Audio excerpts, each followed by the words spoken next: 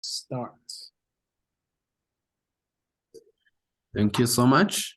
My name is Anastas Chizer and I'm a DLTA trainee, and we are here to explain you the Capstone project technology. We'll be using Express.js, MongoDB for the database, and be using GraphQL and Apollo Server to create our resolvers and endpoint. We'll be using the Next.js and Tailwind CSS for our front-end CSS, and we'll be using different technology for the user authentications, Google, GitHub, Facebook, and we'll be using the GitHub action for continuous deployment, and we'll be deploying on AWS server our project, and we'll be having 4 resolvers. The sign up means creating a client,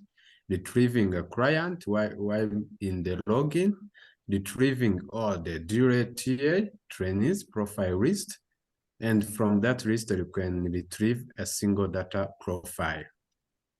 Okay, and the next will be talking about the model from Samuel, and I can give floor to Samuel so that he can talk about models. Thanks. Yeah, thank you, Anastas. I think the floor is mine. So I can start talking about models. So simply, like, we have only 2 models, the one for client, the DLTA clients, so that like we can just use it for email and password authentication. So in that model, we only have 3 fields. I think we have an email, password, ID. I think Ikem, you can add password. Okay. Just mistakenly, you forgot it. So you have ID, password, yeah. And I think you can just remove created that, because by default it comes with the timestamps, because we are using MongoDB, so our timestamps are like we have enabled them, so that's going to bring created that and updated that. So our second model is DLTA member, like it's a profile. So it will be containing an ID just by default, as a document has an ID. It's containing a name of a member, location, the country, location means country, the role, like software engineer, UI, UX, like that. So the photo, the profile picture. So here we'll be using a link hosted. Yeah, we have hosted the photos, so we are using links in our DB. Here we have bio, and we have projects, and projects, it's an array of containing an objects of that objects, like one instance is a project, and the project contains a description, a video link, a GitHub link, and technologies. And technologies is an array containing the strings, like which describes like which technologies stacks were used to create the project, like Tailwind, Next, like that. So I think that was all simply about the models. So the flow is for like Ikem to tell us about the flow of the app. Yeah, thank you. All right, thank you, Samuel. So the flow of the app is very simple.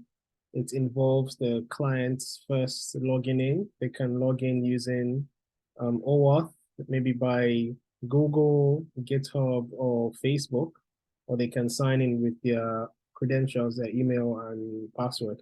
So once they sign in, they have access to the homepage, which shows the list of the DLTA members' profile. Then if you click on the profile, you can see more details of that member, including their name, picture, role, location, and the list of their projects.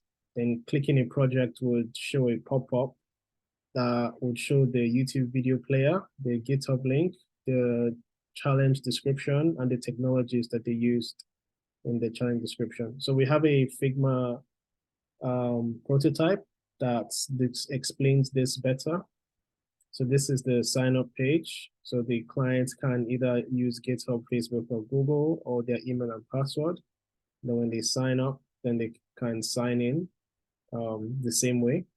So once they sign in, they'll be on the home page. They'll see the list of all the DLTA members. They can view one to see a more detailed profile with their bio, the picture, and the projects. And when they click on a single project, a pop-up would show with the YouTube video link, the GitHub link, the link to the GitHub where the project is, the description of the project, and the technologies that they used. So yeah, that is all for this. All right. So yeah, I think I've finished. Okay. Yeah, thank you. Yeah, that was it. Yeah. All right. Thank you guys. Thank you.